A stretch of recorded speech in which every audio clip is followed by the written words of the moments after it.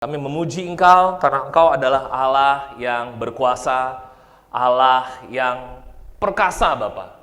Dan karena memiliki Allah yang demikian Bapa, kami ini menjadi anak-Mu Tuhan yang tenang Bapa. Anak-Mu yang bersuka cita Tuhan.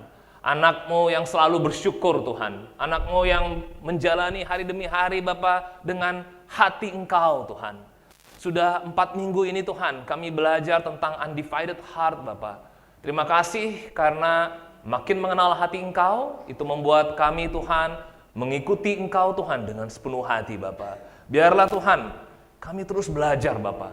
Kami enggak luput dari kelemahan kami, kesalahan dan dosa-dosa kami Tuhan. Tetapi di dalam Engkau Tuhan, di dalam berjemaat Bapa, kami senantiasa dikuduskan kembali. Kami senantiasa disucikan kembali. Dan kami senantiasa disempurnakan hanya oleh kuasa Engkau Tuhan. Terima kasih Tuhan, berkati hamba-Mu yang berbicara, agar apapun kata-kata boleh memuliakan Engkau, dan Roh Kudus yang menolong hamba-Mu Tuhan.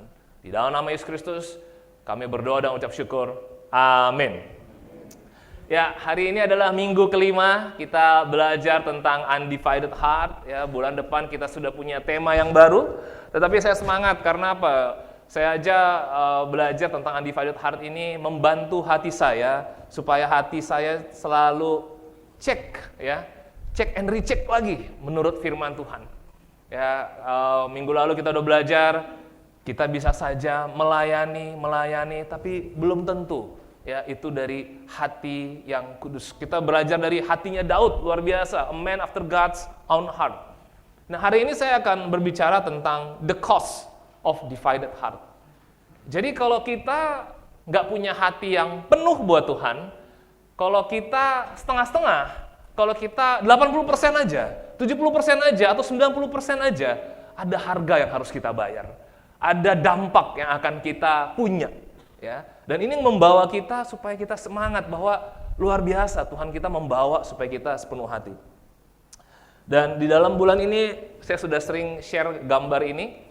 Ya, buku Tawarik menggambarkan tentang bagaimana orang-orang Israel yang kembali dari pembuangan, lalu mereka sedih.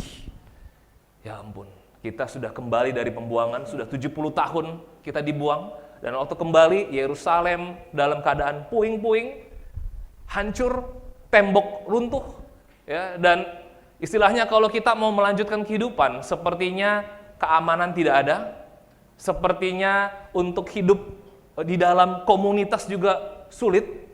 Ya, sepertinya untuk bisa hidup untuk menyembah Tuhan makin sulit lagi. Kenapa? Karena Yerusalem yang kita banggakan, bait Allah yang terbangun, udah nggak ada lagi. Dan yang di sana yang berkuasa adalah orang-orang Persia yang tidak kenal Tuhan. Yang istilahnya kita harus bekerja, kita tunggu dulu sistem Persia gimana, bisa nggak kita kerja? Boleh nggak mereka pekerjakan kita? Serba masa depan itu sepertinya nggak kelihatan. Ya. Kita, kalau kita jadi orang Israel pada saat itu, kita bisa khawatir dan khawatir. Tetapi buku Tawarik menjelaskan bahwa apa? Yang penting kita belajar. Karena dulu kenapa bisa dibuang? Karena nggak sepenuh hati kepada Tuhan. Tuhan udah menanti-nantikan kapan Israel sepenuh hati lagi. Dinanti-nantikan 200 tahun. Tapi dari 3-4 generasi nggak berubah-ubah Israel. Mereka merasa yang penting kita ada duit, yang penting anak kita bisa makan, yang penting kita bisa punya ladang dan kita bisa bekerja, ya, sepenuh hati, nanti dululah. Oke, dan akhirnya 200 tahun, ya udah, Tuhan buang supaya apa? Belajar. Ya, di antara hati-hati raja-raja yang kita baca di buku 1 Tawarik, 2 Tawarik, hanya Daud yang hatinya sepenuh hati kepada Tuhan. Oke? Nah, sekarang kita mau lihat di 2 Tawarik 25 ayat 1-2. Dari Raja Amazia. Amazia berumur 25 tahun pada waktu ia menjadi raja, dan 29 tahun lamanya ia memerintah di Yerusalem. Nama ibunya ialah Yoadan dari Yerusalem. Ia melakukan apa yang benar di mata Tuhan, hanya tidak dengan segenap hati. Wow. Lihat ya, Tuhan cek Amazia. Dia lakukan apa yang benar. Menyembah Tuhan sudah, berkorban sudah, apalagi Ke bait Allah sudah, ya, lakukan semua firman udah, tapi Tuhan cek, tapi nggak sepenuh hati dia lakukannya. Ya, coba bayangin ya kalau kita ya, saya udah kok pembimbingan, saya udah baca firman, saya udah, ya, pokoknya saya udah bantu orang, saya mengasihi, ya, orang yang hilang saya bantu, ya, tapi apa? Pas dibuka hatinya, nggak sepenuh hati. Ya, buat Tuhan dua-duanya penting. What are you doing? Why are you doing? Itu sangat penting. Ya, makanya di dalam bahasa Ibrani, ya, itu sepenuh hati itu artinya lebih kepada surrender yang komplit. Kalau hati kita nggak sepenuh hati, itu artinya kita nggak penuh kepada Tuhan. Ya, artinya apa? Incomplete surrender. Kita berserah sama Tuhan, tetapi ada hal-hal yang kita enggak. Saya nggak bisa berserah sepenuhnya pada Tuhan. Ya, enggak, saya harus pakai kekuatan saya ini. Saya harus pakai pengalaman saya. Jadi ada incomplete surrender atau berserah dengan tidak penuh. Ya. Kenapa bisa begitu? Karena sudah terbiasa melakukan apa di mata Tuhan yang benar, ya udah. Tuhan maunya gini, ya udah saya ikutin. Tuhan maunya itu di firman, ya udah saya ikutin.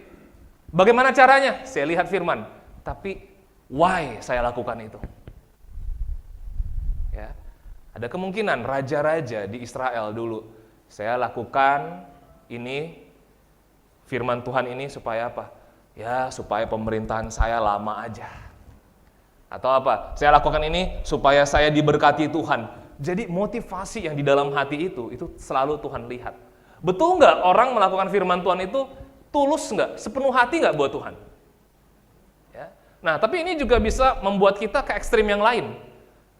Ya udah, saya nggak sepenuh hati, ngapain juga melakukan? Ya kan? Saya baca Alkitab, aduh masih mut-mutan sih, daripada mut-mutan gini nggak sepenuh hati, mendingan nggak usah baca. Kadang-kadang hati kita itu bisa makin licik ke arah bawah lagi. Kenapa? Karena kita lihat, ya, Bible bilang hati manusia lebih licik daripada segala sesuatu. Ya, kalau kita kenal ular adalah binatang yang paling licik, tapi Bible bilang hati manusia jauh lebih licik dari apapun yang ada. Kenapa? Karena waktu lihat kondisi, lihat situasi, makin drop, hati makin ke bawah lagi. Oke? Nah, jadi kita harus sadari bahwa hati kita ini bisa licik kalau kita nggak makin kenal Tuhan. Why? The motivation. Lakukan benar, tapi kalau motivasinya bukan untuk Tuhan, itu bukan artinya kita, ya udahlah nggak usah lakukan itu, tapi kita pelajari hati Tuhan itu. Tuhan mau bawa kita, ayo dekat sama saya. Makanya Yesus datang ke dunia, kenapa? Ayo lihat hati saya temani kamu, belajar dari saya ini rendah hati loh, saya lemah lembut loh, saya bukan mau menghakimi kamu. Kata Yesus, saya datang ke dunia bukan untuk menghakimi, tapi untuk menyelamatkan.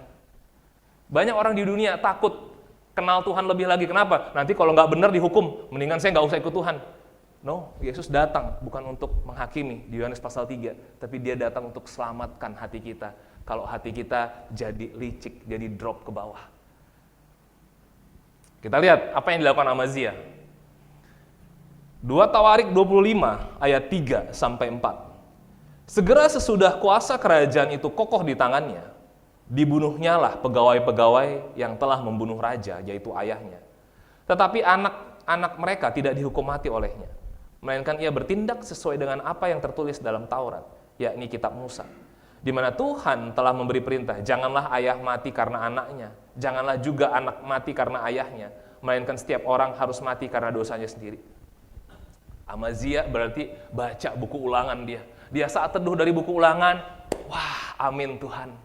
Ya, karena apa? Dulu ada yang bunuh ayahnya. Ya, orang yang bunuh ayahnya, kalau kita tahu di Kejadian 9 ayat 7b, Tuhan pernah bilang, dan dari setiap manusia aku akan menuntut nyawa sesama manusia.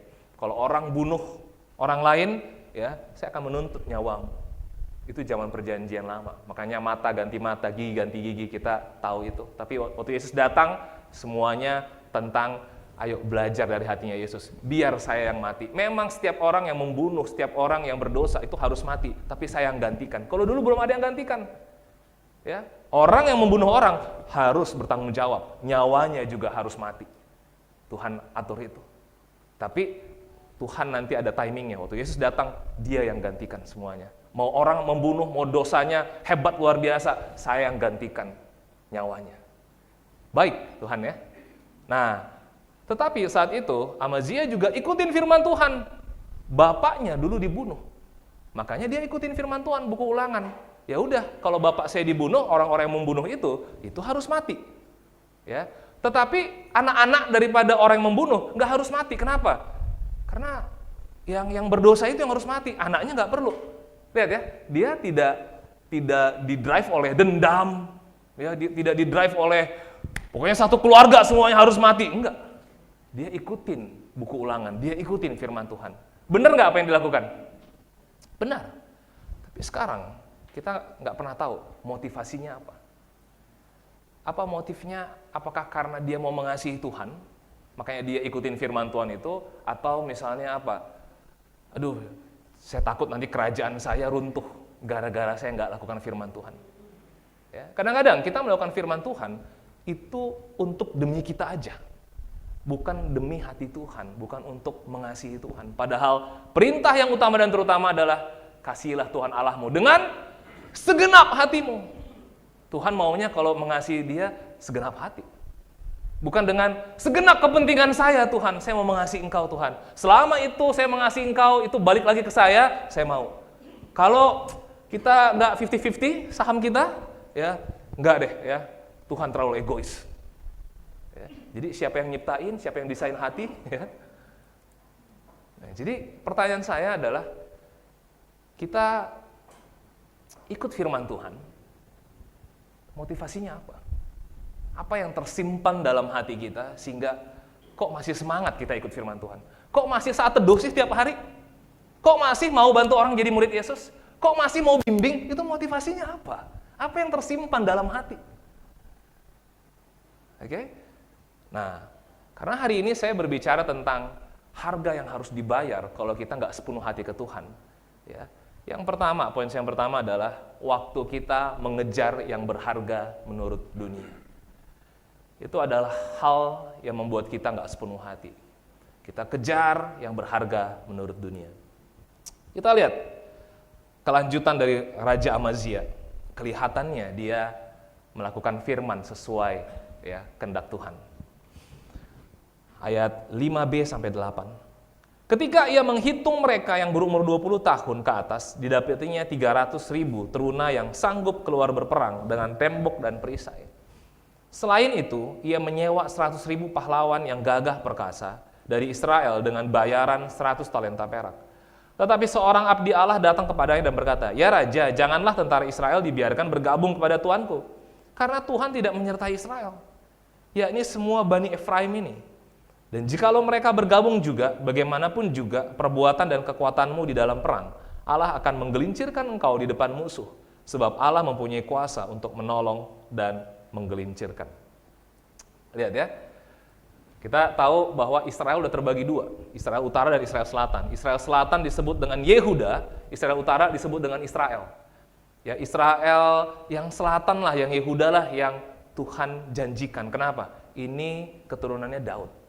Tapi yang utara udah banyak sekali berhala-berhalanya ya, dari Yerobeam, dari zamannya Yerobeam. Ya. Nah, Amazia keinginan hatinya adalah mau menang perang. Ya, wajar nggak kita mau menang perang? Wajar. Ya, tetapi waktu dia punya hati mau sewa pasukan dari Israel, abdi Allah bilang, Israel kan selama ini nyembah berhala dan Tuhan nggak sertai Israel. Ya, emangnya Tuhan nggak bisa berkatin kita orang-orang Yehuda ini untuk menang di dalam perang? Bisa kok. Tuhan itu berkuasa. Dia itu bisa punya kuasa untuk nolong dan untuk menggelincirkan. Ya, jadi raja ngapain lagi sewa berapa tuh? Ada 100.000 pahlawan yang gagah perkasa dari Israel. Nggak usah. Ya. Di sini kelihatan ya, hati dia ini yang penting adalah menang perang. Di dunia ya kita tahu apa yang paling berharga ya. Kalau apa yang berharga di dunia, kita udah tahu caranya gimana. Ya. Kalau misalnya mau jadi pengusaha yang sukses, kita tahu caranya. Kita share YouTube, kita search itu, ya kita coba ini, begini caranya ya entrepreneur. Amin, skillnya kita tahu. Cara lulus kuliah yang hebat, yang cum laude, kita tahu caranya. Oke? Nah, tetapi di dalam cara-cara tersebut, kadang-kadang udah banyak cara-cara dunia ya yang terkontaminasi. Nah, di situ kalau kita nggak kenal hatinya Tuhan, udahlah, itu aja orang itu berhasil kok, nggak kenal Tuhan berhasil juga, ikutin aja caranya, ikutin aja metodenya. Tapi sisi hatinya kita udah nggak lihat lagi dari firman Tuhan. Oke, hati-hati. Karena hati kita udah mulai tergelincir. Kita yang penting adalah apa yang berharga di dunia. Kejar! Caranya kejar! Dunia pakai cara apa? Pakai cara dunia. Ya, sekarang kita lihat 2 Tawarik 25 ayat 9. Lalu kata Amazia kepada abdi Allah itu, bagaimana dengan 100 talenta yang telah kuberikan kepada pasukan-pasukan Israel itu? Jawab abdi Allah itu, Tuhan dapat memberikan lebih daripada itu kepadamu. Jadi dia udah setuju, ya udah cancel deh daripada nggak menang perang, ya kan? Cancel itu sewaan itu. Tapi kan saya udah nggak hanya DP, udah total saya udah bayar penuh saya nih. Gimana ini? Rugi sekali. Ya pernah nggak kita ngalamin itu ya? Gara-gara uang udah dibayar, terus cancel, mulai hati kita nggak benar ini. Ya, pokoknya tadinya pengen mengasihi orang atau apa, tapi gara-gara uang, jadinya udah kehilangan. Ya.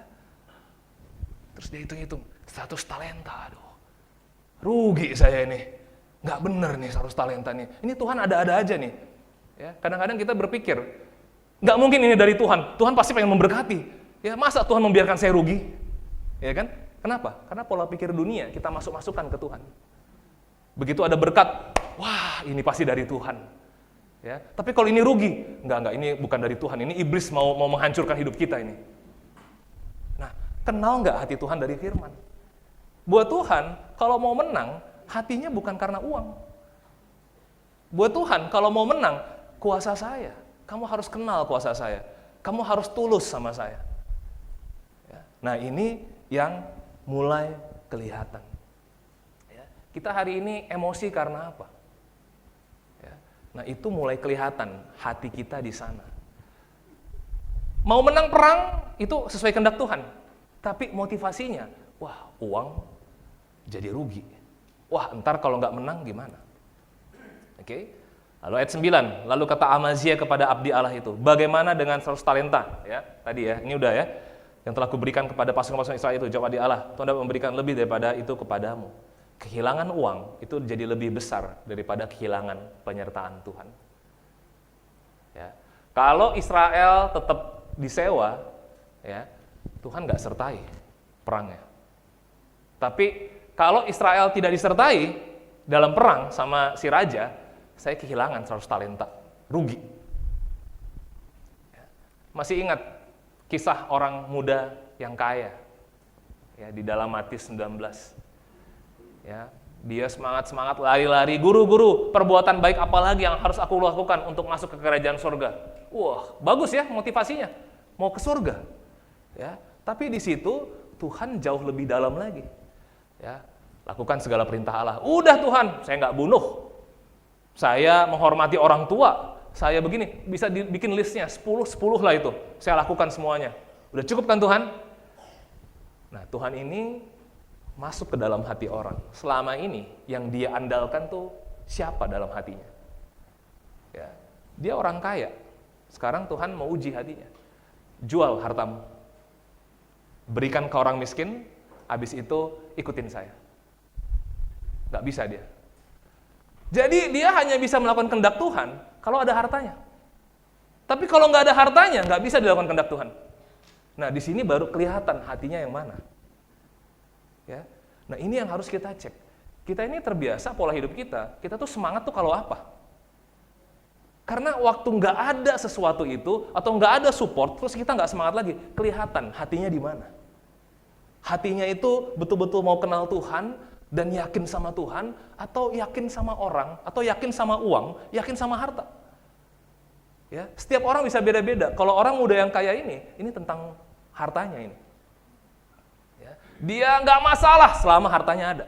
Tapi hartanya nggak ada, bermasalah dia untuk mau menyembah Tuhan, untuk mau ikut Tuhan aja udah bermasalah. Ya, makanya dia bilang, nggak bisa masuk kerajaan sorga ini. Sorry, karena yang paling penting buat saya hati. Ya, mau dia lakukan firman Tuhan hebat, dia memberi, dia ini hebat, luar biasa dia, nolong orang banyak, menghormati, nggak ada masalah sama orang, baik orangnya. Tapi apa? Hatinya.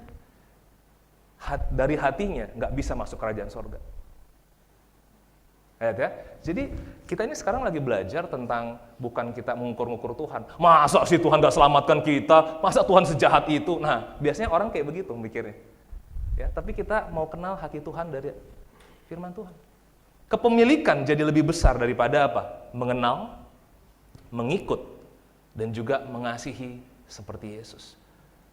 Ya, dia orang muda yang kaya ini jadi menolak untuk bisa belajar mengasihi seperti Yesus, menolak untuk ikut Yesus, dan akhirnya menolak untuk kenal hati Tuhan lebih dalam. Dia akan lakukan itu sepanjang kepemilikannya ada. Oke, hari ini ya, saya mau kita semua bisa mengecek hati kita. Ya, pola kita bulan ini, bulan lalu, setahun. Kita itu semangat tuh waktu kapan?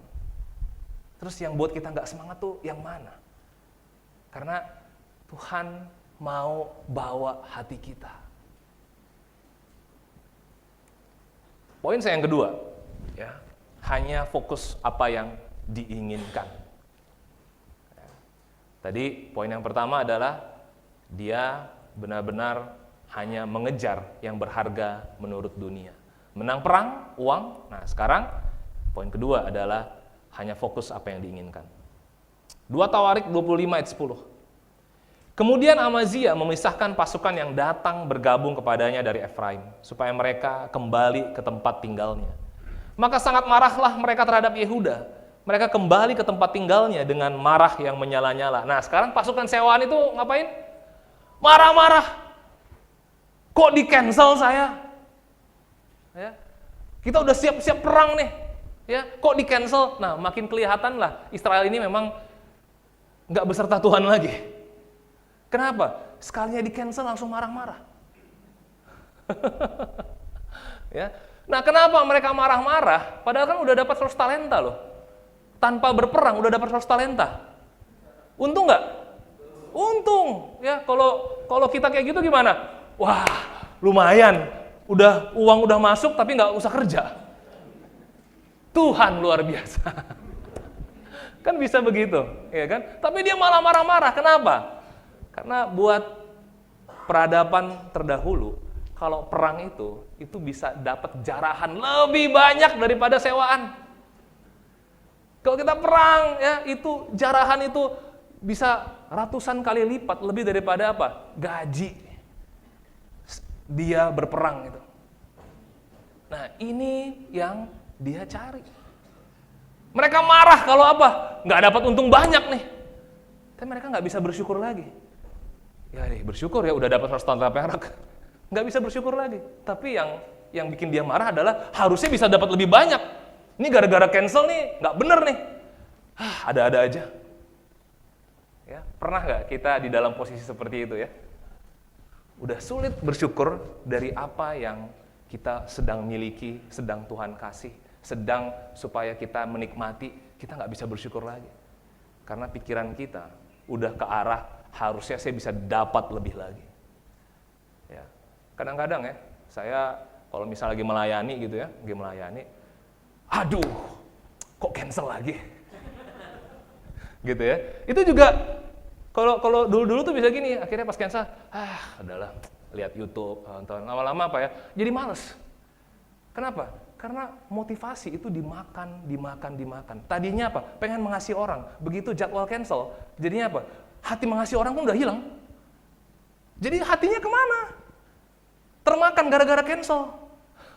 Termakan gara-gara ada hal yang kita inginkan, nggak jadi, nggak dapet. Ya, berapa sering kita Kita sepertinya, wah bakal begini, bakal begitu. Nggak dapat, nggak jadi. Terus apa? Jadi males ya. Jadi udahlah. Terus jadi moody. Ya udah lakukanlah, tapi lakukan udah jalan udah kayak gini. Udah nggak sepenuh hati lagi, tapi masih lakukan. Nah ini yang Tuhan mau kita belajar. Kenapa? Marahlah mereka. Lihat ayat 13, apa yang terjadi oleh pasukan-pasukan sewaan Israel ini. Tetapi orang-orang dari pasukan yang dipulangkan Amazia dan yang tidak diperbolehkan ikut berperang dengan dia, menyerbu kota-kota di Yehuda dan dari jurusan Samaria sampai ke Bet Horon dan menewaskan 3.000 orang penduduknya dan merampas banyak jarahan. Wow. Lihat ya, ini memang hati perangnya, hati menjarahnya ini nggak hilang nih. Si orang-orang Israel ini ya. Cancel jarahan, ayo tetap jarah kita ya. Sekali jarah tetap jarah. Nggak ada yang bisa menghentikan kita. Akhirnya apa? Mereka jarah yang mana? Yang Yehudanya yang jarah, dijarah. Ya, Amazia kamu cancel kan? Sayang kamu yang saya jarah. Kotamu yang saya jarah. Ya, terus lihat, lumayan nih dari Samaria ke Yehuda, lumayan. Ya, hasilnya bisa lebih banyak lagi. Lihat ya, jadi ada hawa nafsu, jadi lebih jahat lagi. Ini yang kita ngeri, brothers sisters. Kenapa? Karena waktu kita fokus terus apa yang kita inginkan, hati kita jadi jahat. Hati kita jadi didrive oleh hawa nafsu, bukan lagi karena Tuhan lagi. Ya. Sedangkan, lihat, ini juga pernah dikuasai oleh hatinya Petrus. Di Matius 19 ayat 27b. Yesus, kami ini telah meninggalkan segala sesuatu dan mengikuti Engkau. Jadi apakah yang akan kami peroleh? Lihat ya, Petrus juga hitung-hitungan pas jadi rasul. Sebelum Yesus mati, dia masih hitung-hitungan. Tuhan, ini kan hampir tiap hari nih kita jalan terus sama Engkau nih ya. Itu waktu untuk jala ikan pun udah jarang saya jadinya. Ya. Bentar Tuhan, ini apa yang kami peroleh ya Tuhan ya? Ini kalau nggak cuan, ya, nggak ada benefitnya, ini rugi nih. Selama ini ikut Engkau rugi. Lihat ya, mulai hitung-hitungan. Ya, pertanyaannya, bukankah kalau kita ikut Tuhan, kita jadi punya segala-galanya? Bisakah kita jadinya melihat sukacitanya Yesus jadi sukacita kita? Bisakah kita belajar dari kasih Yesus, lalu kita jadi punya kasih dalam hidup kita? Bisakah Petrus jadinya melihat tentang ketegasan Yesus, dan itu bisa menjadi ketegasan di dalam hidupnya juga? Dia itu bisa punya segala-galanya, tetapi sewaktu dia fokus hanya apa yang dia inginkan, jadi sepertinya kehilangan segala-galanya. Saya pernah ketemu teman saya, ya, udah sama-sama lulus, udah sama-sama menikah, udah sama-sama itu, ya. Kerjaan saya kan pendeta, ya kan. Lalu dia ngerasa namanya pendeta pasti gajinya gitu-gitu aja, gitu kan. Sementara dia udah kuliah ke Prancis, terus dia jadi sempat kerja di US, ya kan. Tapi waktu kita ngobrol, ya, dia nggak bisa punya sukacita, ya. Terus untuk bisa menguasai diri atau apa, terus dia, aduh, saya harus kejar yang ini nih, nah ini, nah, belum cukup. Sementara saya sama Febri, kok kita kayaknya bisa 10 kali lipat di bawah dia, ya? Kok kita merasa cukup-cukup aja ya? Ya, kamu sama istri gimana? Ya biasalah, konflik atau apa. Ya kadang-kadang gue nggak nyambungnya sama istri tuh kayak begini. Saya bersyukur, kenapa? Sama Febri bisa makin nyambung. Betul ya, Cin? Tahun demi tahun, saya bisa share konflik-konflik kami kepada jemaat. Tapi apa? Semuanya diselesaikan dengan damai, semuanya bersukacita. Nggak pernah pisah kamar. Ya.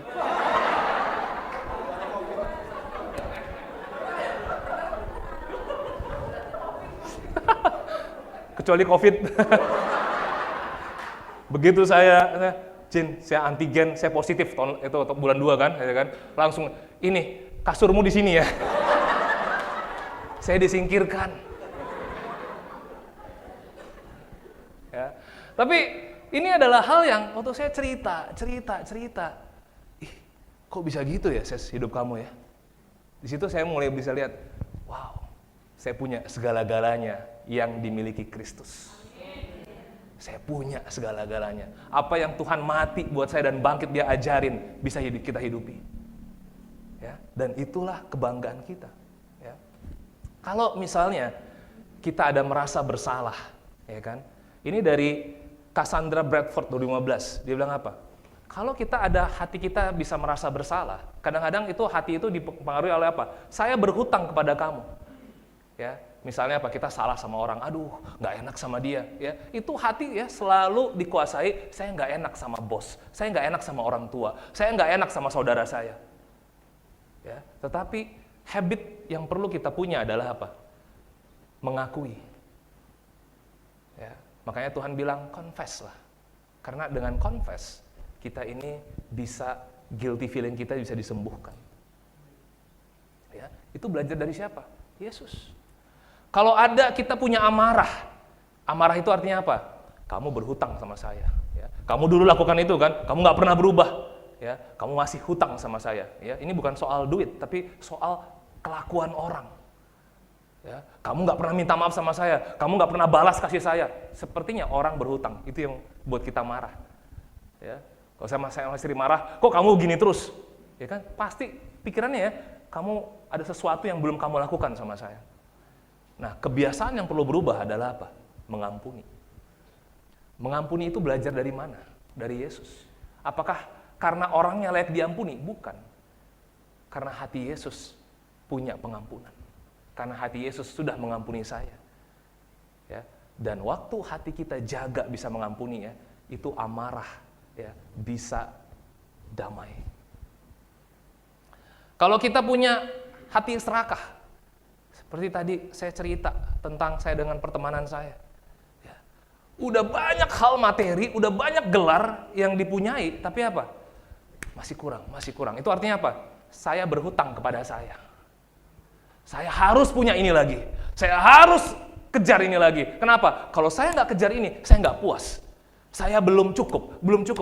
Saya berhutang kepada siapa? Saya. Jadi kebiasaan yang perlu berubah adalah apa? Giving, generous. Dengan generous, dengan giving, itu mengobati hati kita. Kadang-kadang saya kalau lagi kurang, saya malah giving. Kenapa? Saya mau jaga hati saya. Ya, karena apa? Kalau lagi kurang, terus jadinya, oke, saya harus ini. Hati yang bisa tumbuh adalah keserakahan dan selalu merasa kurang dan nggak bisa bersyukur. Tapi dengan giving, ya, dengan generous, wow, itu menjaga hati saya. Bapak Ibu Saudari, jagalah hatimu dengan segala kewaspadaan, karena dari situ terpancar. Apalagi kalau kita ada iri hati, kita banding-bandingin, waduh teman saya udah kayak begini, keluarga saya udah begini, waduh dia udah seperti ini, padahal pendidikannya cuma begini, waduh, kita bisa iri hati. Ya, itu sepertinya Tuhan berhutang kepada saya. Padahal kan saya udah begini Tuhan, saya udah lakukan benar Tuhan, saya udah melayani Engkau Tuhan. Kok Tuhan gak kasih-kasih, sedangkan orang lain yang gak ikut Tuhan, gampang sekali. Itu sepertinya Tuhan berhutang sama saya. Jadi kebiasaan yang perlu berubah apa? Merayakan. Celebrate tentang apa yang udah kita punya. Ya, kadang jarang kita merayakan apa yang udah kita punya, apa yang sudah Tuhan bikin kita mengalami, menikmati. Banyak orang gak punya keluarga rohani seperti kita. Rayakan. Kadang-kadang, bro, saya bersyukur punya kamu di dalam jemaat, ayo kita makan. Ya, rayakan. Ya. Wah, kita ini, ya, ini udah ada yang pengen merayakan terus ya. Amin ya, yang penting hatinya tulus ya. Bukan kita rayakan supaya kamu makanya baik sama saya, bukan ya.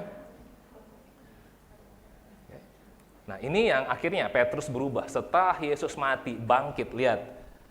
Ya. Petrus di kisah 3, dia di gerbang indah bait Allah. Mereka menatap dia dan Petrus berkata, "Lihatlah kepada kami." Lalu orang itu menatap mereka, si orang lumpuh ini, dengan harapan akan mendapat sesuatu dari mereka. Tetapi Petrus berkata, "Emas dan perak tidak ada padaku, tetapi apa yang kupunyai kuberikan kepadamu." Dia punya Yesus dan kasih itu yang dia berikan kepada orang lumpuh itu. Orang-orang yang berduit, nggak ada yang mengasihi orang lumpuh itu. Tiap hari di gerbang indah bait Allah, orang lumpuh itu hanya minta-minta. Tapi siapa yang berikan kasih? Siapa yang berikan perhatian? Nggak ada. Tapi Petrus kaya akan kasih. Petrus kaya akan Yesus. Dia bisa berikan, tapi dia nggak bisa berikan emas dan perak. Nggak apa-apa. Tapi apa yang kita punya dalam Yesus, kita berikan. Amin? Itu poin nomor 2 ya. Hanya fokus apa yang diinginkan, kita lama-lama kehilangan hati dan kita jadi jahat. Poin terakhir, ya, yang membuat kita kehilangan hati di dalam Tuhan sepenuh hati adalah merasa mampu sendiri. Kita lihat 2 Tawarik 25 ayat 14. Amazia mendapat keberanian lalu memimpin rakyatnya ke lembah Asin dan memukul kalah 10.000 orang dari Bani Seir. Ayat 14, ketika Amazia kembali, setelah mengalahkan orang-orang Edom itu, ia mendirikan para Allah Bani Seir yang dibawanya pulang sebagai Allahnya. Ia sujud menyembah kepada Allah-Allah itu dan membakar korban untuk mereka. Ini hal yang bodoh yang Amazia lakukan. Ya. Sebenarnya Tuhan yang kasih kemenangan itu. Tapi ini hal yang saya coba gali ya. Kan dibilang di Alkitab, Amazia mendapat keberanian lalu memimpin rakyatnya. Ya kadang-kadang ya di dalam proses mendapat keberanian, kita mungkin nggak bisa selidiki bahwa, wah saya dapat keberanian dari Tuhan. Atau, saya memang orang yang berani dari dulunya. Dan akhirnya apa? Saya bisa pimpin, saya memang kepemimpinan saya bagus. Ya memang, bro itu dapat dari mana? Ya dari kecil saya memang udah jadi ketua kelas bro. Ya, kadang-kadang hal-hal kayak gitu, kita nggak bisa lihat itu dari Tuhan. Tapi itu kayaknya, ya memang saya begitu, memang keadaan yang membuat saya begini. Ya, akhirnya apa? Dapat keberanian, dapat confident, karena apa? Ditempa keadaan. Tapi kita nggak bisa lihat lagi, itu semua dari Tuhan lagi bentuk hati kita. Ya, terus akhirnya apa? Dia punya kesimpulan, ini bukan karena Allah. Terus dia secara random, ya udah, ya mungkin ya Bani Seir ini mati karena apa? Dewanya nggak lindungin dia, ya. Terus dia sembah dewa-dewa itu, kan bodohnya luar biasa. Ya. Nah ini yang kita bisa punya pengalaman juga ya. Kadang-kadang kita menilai segala sesuatu, kayaknya karena usaha saya, ini karena saya rajin, ini karena saya sudah pernah begini, ini karena saya belajar seperti ini. Tapi nggak bisa lihat lagi dari Tuhan. Terus lihat ayat 15-16. Maka bangkitlah murka Tuhan terhadap Amazia. Ia menyuruh seorang nabi kepadanya yang berkata, mengapa engkau mencari Allah sesuatu bangsa yang tidak dapat melepaskan bangsanya sendiri dari tanganmu? Waktu nabi sedang berbicara, berkatalah Amazia kepadanya, apakah kami telah mengangkat engkau menjadi penasihat raja? Diamlah. Apakah engkau mau dibunuh? Malah ngancem. Dinasihati. Diam. Saya punya kehendak. Saya udah tahu apa yang saya lakukan. Mau mati. Udah, nggak usah ngomong. Ya. Itu kira-kira Amazia. Jadi dari nasihatnya udah sensitif.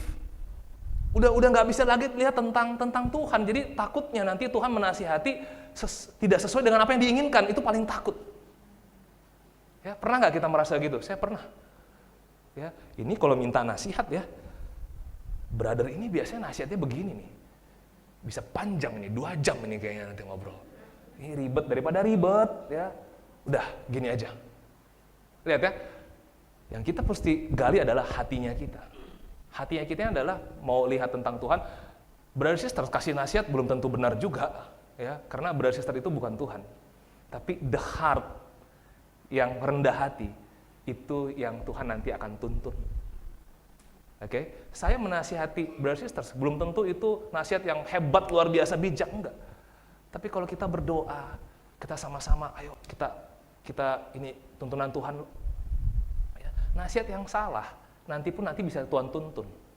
Ya sampai akhirnya, wah kita sama-sama sekarang bisa lihat tentang Tuhan ya.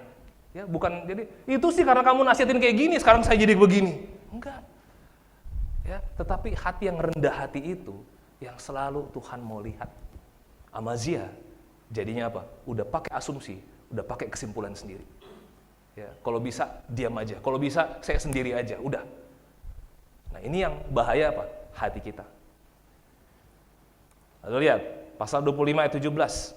Kemudian Amazia, Raja Yehuda, mengadakan perundingan, lalu menyuruh orang kepada Yoas bin Yoahas bin Yehu, Raja Israel, mengatakan, mari kita mengadu tenaga. Jadi sekarang dia ajak Raja Israel. Untuk apa? Ayo kita perang yuk. Kenapa? Karena dia udah selidiki, ternyata tentara Israel cuma segini. Keretanya cuma segini.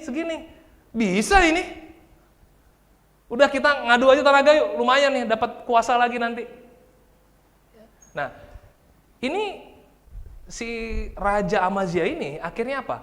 Melakukan karena menimbang-nimbang. Kayaknya bisa nih, kayaknya bisa saya lewatin. Ya, pernah nggak kita maju sesuatu, kita ini karena apa? Karena kita udah menimbang-nimbang, karena saya bisa. Tapi bukan karena saya lihat firman Tuhan. Bukan karena Tuhan yang sertai saya. Tapi dia menimbang-nimbang, dia ngukur-ngukur, kayaknya saya bisa. Ya, saya juga dulu kalau bantu orang suka kayak begitu. Bantu orang, kayaknya bisa nih ya. Ditegur gampang nih orang. Ya, ini aja yang saya bantu. Ya, ini kalau misalnya ini jalan bareng enak nih. Ini aja. Saya mengasihi dia aja. Kenapa? Karena saya pikir saya bisa. Karena kalau lihat dari karakternya, saya ukur-ukur, nyampe nih. Ya. Kalau mengasihi orang ini, aduh, susah. Terlalu banyak bicaranya, ya, terlalu banyak nggak patuhnya, udahlah, brother lain aja. Terlalu banyak dosanya, enggak deh. Jadi kita mengukur apa yang kita bisa. Tapi bukan ngelihat lagi, Tuhan yang bisa, saya lihat karakter Tuhan begini, Tuhan punya belas kasihan, saya bisa nggak punya belas kasihan seperti apa yang Tuhan punya? Bisa, saya mengimani itu, karena saya lihat dari firman Tuhan. Lihat ya, karena kalau kita ngukur dari apa yang kita mampu, ya lama-lama kita tuh nggak pernah ikut Tuhan. Kita hanya ikut diri kita aja. Tapi kalau kita ikut karena firman Tuhan, nah baru ini sepenuh hati mau ikut Tuhan. Ya, akhirnya apa? Konsekuensi beruntun yang Amazia dapatkan.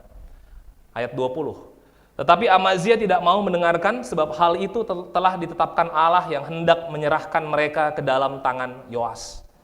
Karena mereka telah mencari Allah orang Edom, takluk. Ya. Lawan kereta yang jauh kurang daripada Amazia, lawan jumlah pasukan yang jauh kurang dari Yehuda, lawan semua fasilitas yang justru Yehuda lebih hebat, takluk. Kenapa? Karena Allah lihat hatinya sombong begini, udah, ya, saya yang taklukkan kamu. Ya. Makanya itu ngebuat hati saya, kalau saya mau melayani orang, jangan lihat kemampuan saya. Saya mau melihat hati Tuhan dan saya mau jaga hati saya. Ya, dibanding kita melayani dengan kekuatan kita, tapi kita takluk terus karena karakter kita. Mendingan saya berserah sepenuhnya sama Tuhan, ini saya dengan segala kelemahan saya. Kalau saya pikir-pikir, saya ukur-ukur, saya nggak bisa Tuhan, tapi saya lihat firman Engkau, saya semangat Tuhan. Saya mau maju karena penyertaan Engkau aja Tuhan. Nanti kalau gagal, saya mau belajar lagi. Kenapa? Karena firman-Mu setia. Firman-Mu kuat. Lalu apa? Akhirnya Amazia tertangkap, ayat 22. Lalu ayat 24. Sesudah itu ia mengambil segala emas dan perak dan segala perkakas yang terdapat dalam rumah Allah, terampas. Akhirnya orang-orang Yehuda pun, ya ampun, kita nyembah di bait Allah udah gak bisa lagi kalau kayak begini. Orang-orang sekitarnya jadi rugi. Orang-orang sekitarnya jadi ngalamin, wah, Amazia, ini karena kamu nyerang-nyerang tanpa Tuhan, ya sekarang kita ngalamin ini. Keluarga kita dapetin dampaknya, orang-orang sekitar dapetin dampaknya. Terampas semuanya. Lalu apa ayat 27, sejak Amazia menjauhi Tuhan, orang mengadakan persepakatan melawan dia di Yerusalem. Mulai ya orang sekongkol untuk apa? Singkirkan Amazia. Sebab itu larilah ia ke Lakis. Tetapi mereka menyuruh mengejar dia ke Lakis, lalu dibunuhlah ia di sana, terbunuh. Mengenaskan ya. Ayat awalnya, dia selalu melakukan apa yang Tuhan perintahkan. Tapi karena nggak segenap hati, nggak sepenuh hati, takluk, tertangkap, terampas, terbunuh. Ngeri, brothers sisters, kalau kita nggak bangun hati kita. Ya, ini yang saya berdoa agar kita jemaat GKDI Bali serta teman-teman semua di sini bangun hati kita. Ya, harganya memang untuk membangun hati nggak gampang, karena kita ini udah punya pola pikir yang lama. Tetapi harganya lebih mahal lagi kalau kita nggak sepenuh hati. Lebih mahal lagi. Kita pernah count the cost. Ya, sebenarnya count the cost, nggak ikut Tuhan itu lebih gila lagi. Itu yang saya nggak pengen kita semua mengalami apa yang Amazia alami. Ya, 1 Petrus 5, ya Petrus juga nulisin ini. Ayat 5b sampai 7. Allah menentang orang yang congkak, tetapi menasihati orang yang rendah hati. Karena itu rendahkanlah dirimu di bawah tangan Tuhan yang kuat, supaya kamu ditinggikannya pada waktunya. Serahkanlah segala kekhawatiranmu kepadanya, sebab Ia yang memelihara kamu. Wah, Petrus akhirnya tahu. Dia nelayan, dia ikut Tuhan, tapi dia tahu, Tuhan yang pelihara saya. Yang dia ubah adalah hatinya. Saya dulu nggak punya apa-apa, emas perak nggak punya. Tapi apa? Sekarang apa yang saya punya, saya mau giving sama orang. Saya mau mengasihi orang. Kenapa? Saya punya karakter Kristus. Itu aja udah kaya saya. Ya, dan dengan karakter Kristus, bekerjalah dengan keras. Ya, anak-anak yang kuliah, berkuliahlah dengan tekun. Orang-orang yang punya bisnis, berbisnislah dengan karakter Kristus itu. Ya, jangan kebalik. Ya, berbisnis, nanti kalau bisnis udah bagus, baru kita ikut Tuhan. Kebalik. Nanti kayak Amazia nanti. Ya, Allah menentang orang yang congkak. Orang yang gak butuh Tuhan, justru Allah jadi musuh. Ngeri kalau Allah jadi musuh, ya, gak bisa ngapa-ngapain kita. Tapi apa? Tuhan mengasihani orang yang rendah hati. Tuhan mau bless orang yang rendah hati. Ya. So, khotbah saya hari ini adalah the cost of divided heart. Ya, harga yang mahal kalau hati kita terbagi-bagi gak sepenuh hati ikut Tuhan. Kalau kita mengejar yang berharga menurut dunia, ya kita kehilangan penyertaan Tuhan. Kalau kita tidak mendapatkan apa yang diinginkan, maksudnya hanya fokus tentang apa yang kita inginkan, ya kita menjadi jahat dan kehilangan hati. Dan kalau kita merasa mampu sendiri, gak seeking advice-nya Tuhan, ya kita congkak, Allah menjadi musuh kita. Ya. Hidup yang luar biasa, sengsara, lebih menderita lagi. Dan kita nggak mau seperti itu. Dan di bulan ini, di bulan Undivided Heart ya, mari kita bangun hati kita, jaga hati kita dengan segala kewaspadaan, supaya dari hati kita terpancar kehidupan yang betul-betul mengasihi Tuhan segenap hati, dan Tuhanlah yang pelihara kita. Amin. Mari kita bersatu dalam doa. Tuhan Allah Bapa kami Tuhan, kami memuji Engkau karena Engkau adalah Allah yang nyata Tuhan. Engkau memperhatikan setiap orang Bapa, gerak-geriknya Tuhan, tindak tanduknya, bahkan yang terutama adalah hatinya Bapa. Tuhan, ampuni hamba-Mu Tuhan, ampuni kami semua kalau kami ada hati yang bisa licik Tuhan, hati yang mereka-rekam, hati yang mengukur Engkau Tuhan, hati yang mengukur orang Bapa. Kami mau Tuhan, hati kami tidak terbagi-bagi, tetapi justru fokus mau mengasihi Engkau dengan segenap hati Bapa. Kalau kami hari ini ada yang 50% hatinya Tuhan, tolong Tuhan semangati kami Bapa, dan kami mau ambil bagian kami untuk kami belajar lagi tentang hati Engkau, membangun hati kami Bapa, menjaga hati kami Tuhan, membaca firman Engkau Tuhan, supaya hati kaminya yang mengasihi Engkau Tuhan. Kalau ada hati kami 70% Bapa, biarlah kami mensyukuri hati itu, tapi kami mau tambahkan lagi Bapa, supaya kami nggak ada yang terbagi Bapa, tapi justru di dalam jemaat kita bisa saling Tuhan menajamkan hati satu sama lain Bapa. Terima kasih Tuhan karena Engkau peduli hidup kami, maka itu Engkau peduli hati kami Bapa. Engkau mau memelihara kami, maka itu Engkau mau jaga hati kami Bapa. Terima kasih Bapa. Terima kasih untuk menjadi Allah yang luar biasa, Allah yang nyata buat hidup kami Bapa. Saya berdoa untuk seluruh jemaat Bapa, agar kami punya hati yang demikian, agar kami selalu dalam pemeliharaan Engkau Tuhan. Sehingga kami, waktu kami khawatir, kami serahkan segala sesuatunya pada Engkau, dan kami mau ikut firman Engkau sepenuh hati.